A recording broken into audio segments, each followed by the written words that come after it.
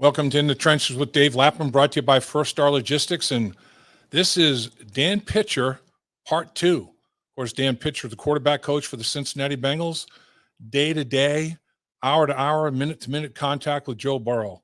And boy, you got to bring your A game when you're coaching Joe Burrow. There's no question about it.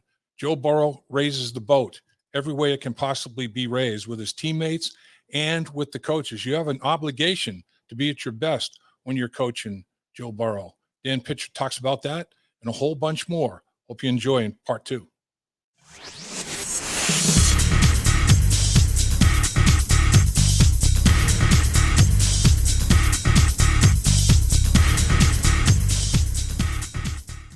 So he's checking multi-boxes. There's in their important boxes. They're big boxes, man. He puts a big check mark in those. What thing or things do you think need the most improvement, if any? You know, those are conversations that we have. We didn't have it as much directly after the season this year. We had it more kind of when we came back this spring.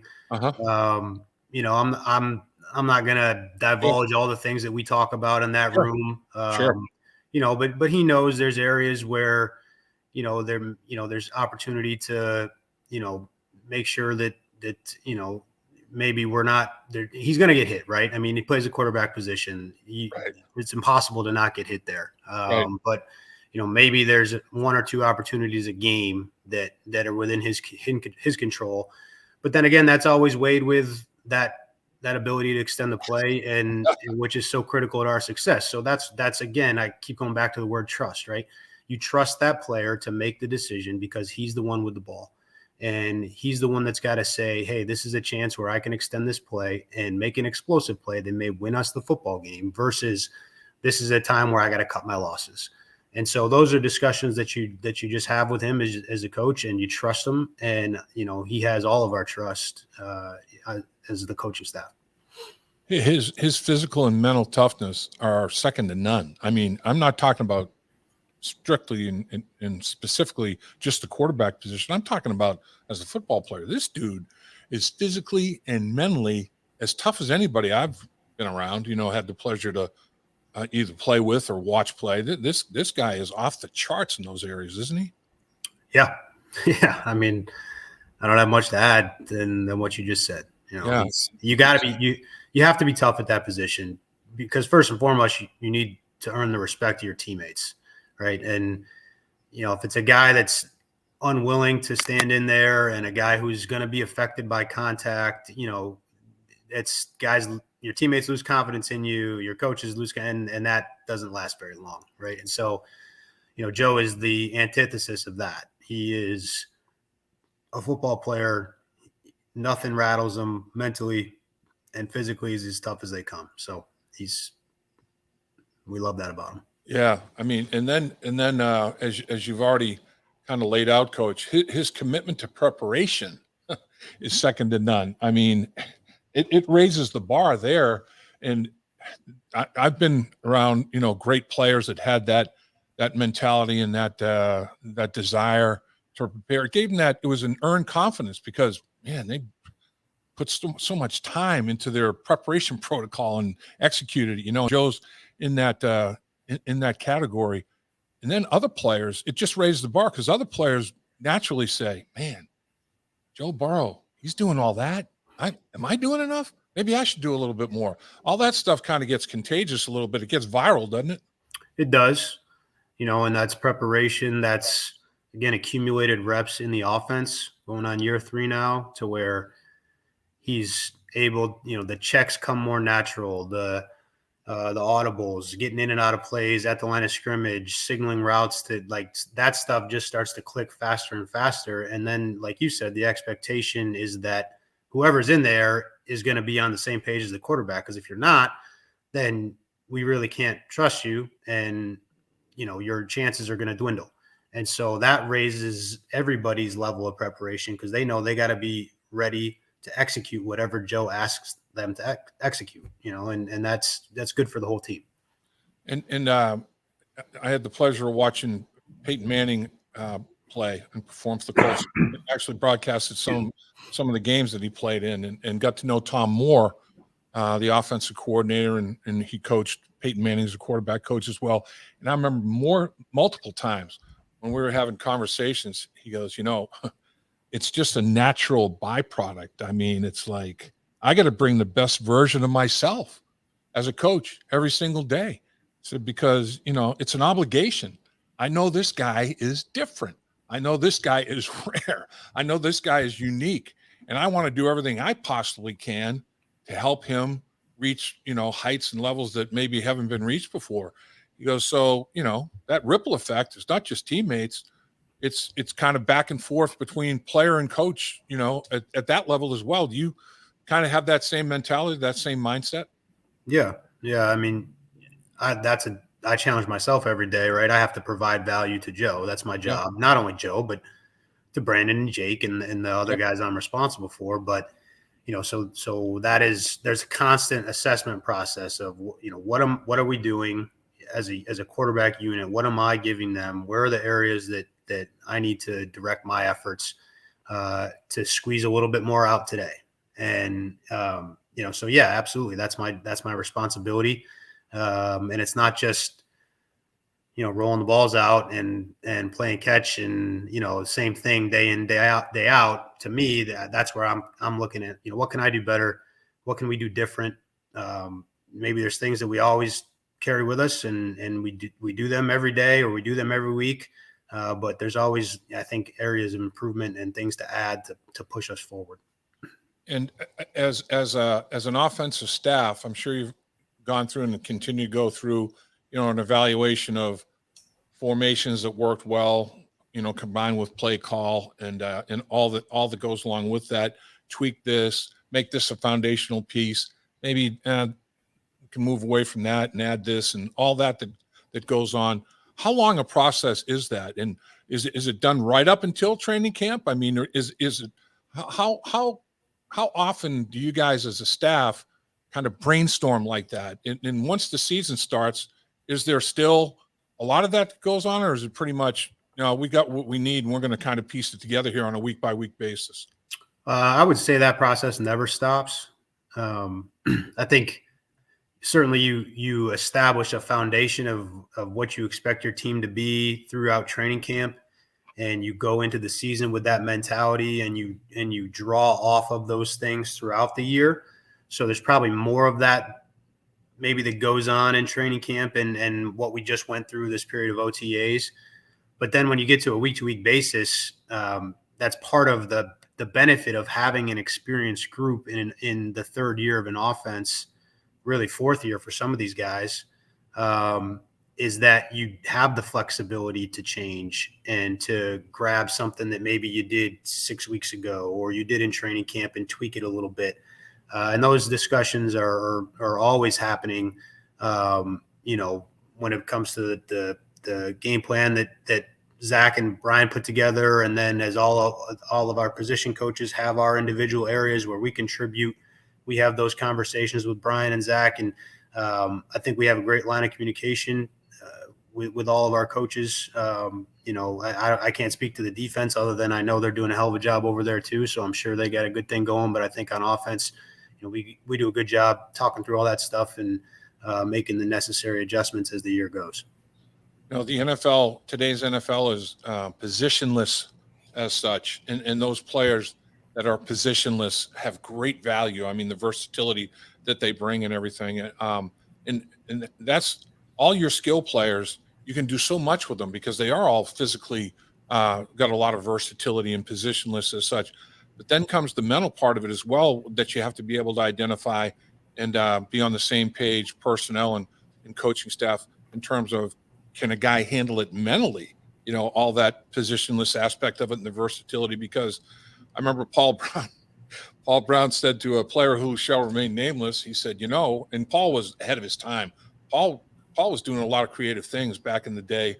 My first head coach with the Bengals. And it's like, because of you, young man, we have to dumb it down for everybody else. And we're not going to dumb it down for everybody else. If you continue to show that you can't comprehend this and be part of this, we're going to move on from you, because I'm not going to dumb it down for 10 other guys because of you. You hear me? It's like, whoa. and that's what it's about, though, right? I mean, everybody else is like you said, everybody has to keep up with Joe. I mean, maybe not. Joe knows he's all knowing. He's what is it? Omniscient, I guess it's called, where he's all knowing about everything. But you better darn well know what the hell you're doing in your position group, right? Yeah, I mean, if you don't know what to do, you can't play. That's we start there. But right, you know, we're fortunate that we have really talented guys that are also football savvy and are capable of handling, the things we like to do in terms of flexibility and moving them around. And that's a constant balance as a coach. It's nothing's free, right? You have all these grand ideas of moving guys in all these different spots, but if their execution suffers or your speed as an offense suffers, then at some point you got to decide, is it worth it?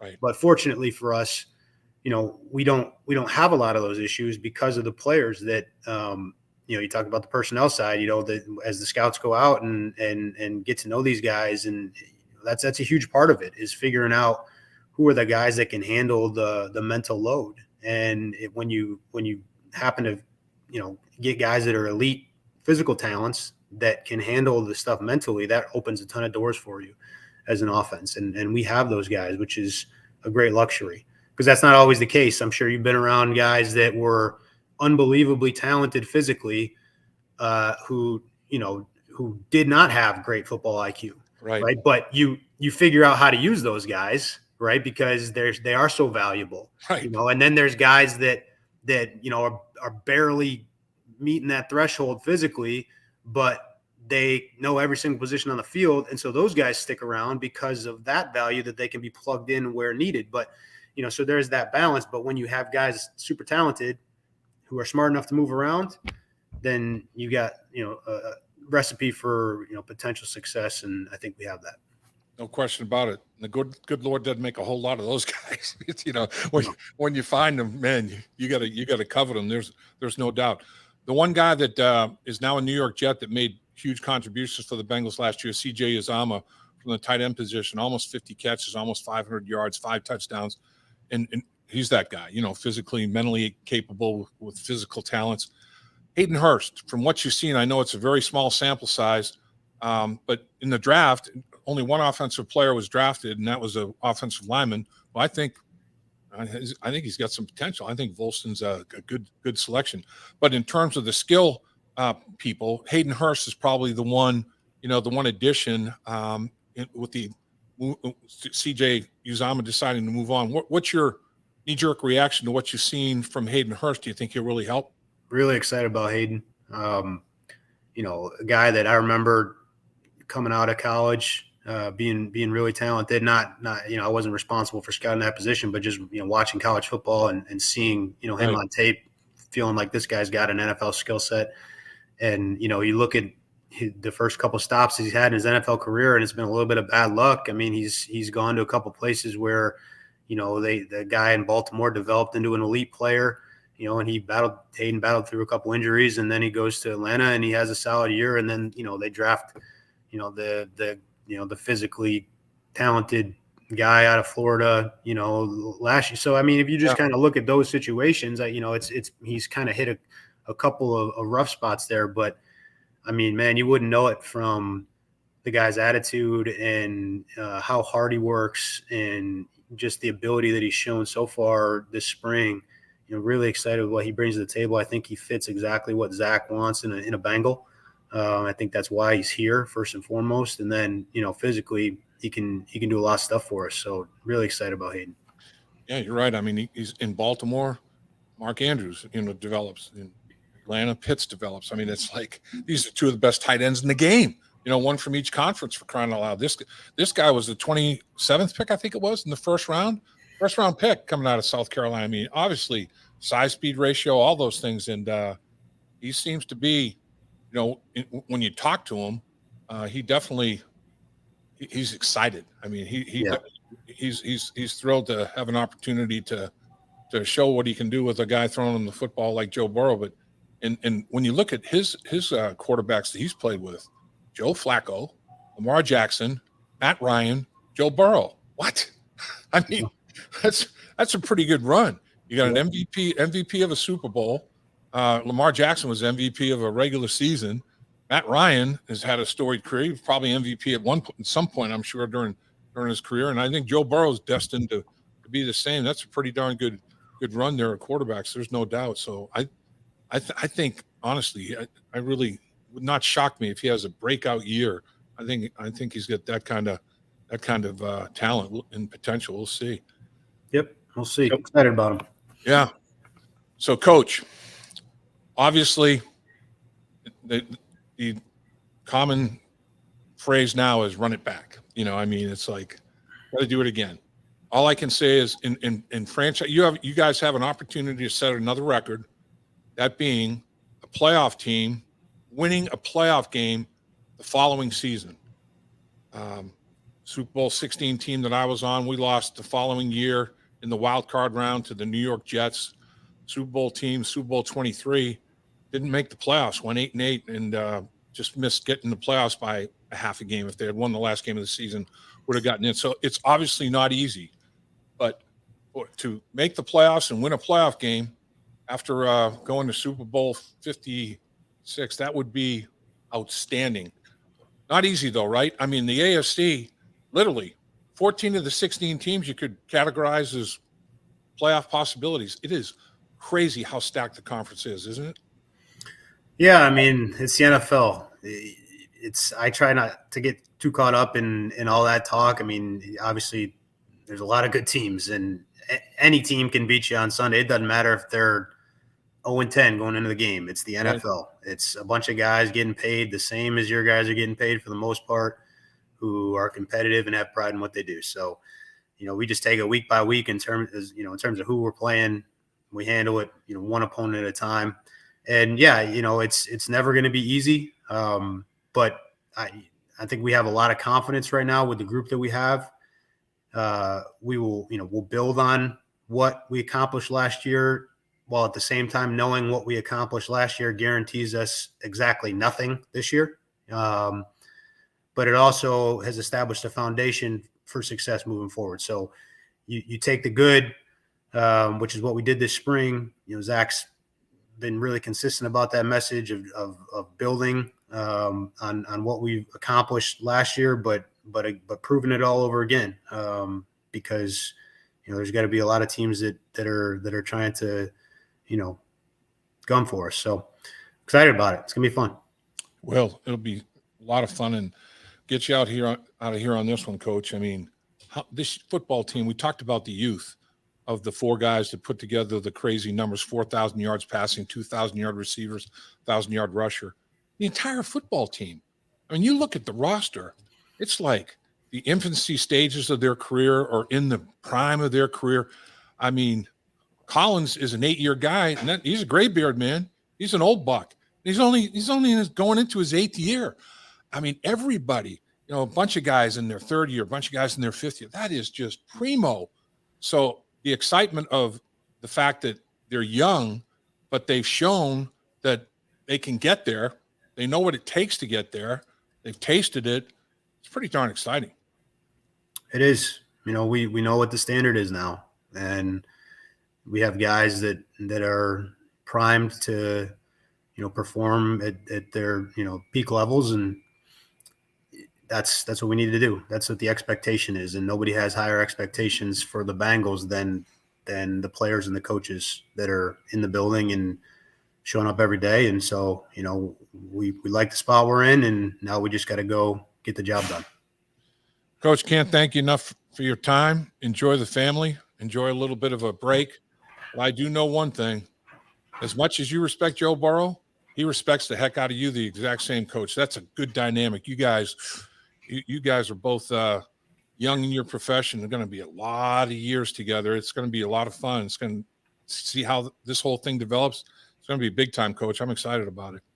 Well, thanks. And, that's important that we have that, and in any line of work, right? You got to have trust and respect between coworkers. And, so we have that, and we'll just keep moving forward. Safe travel, sir. Thank you. Well earned and well deserved. All right, Lap. Appreciate it. See you at camp. Dave Lapham here, and every day I am grateful for my experience to have played professional football. As a player, I realized self-motivation, leadership, and appreciating your teammates are key. At First Star Logistics, you can use those same attributes to create the life you want for you and your family. Build your future by working hard like I did. You'll see results both on and off the field. Call First Star Logistics today and be part of our winning team. Opportunity knocking.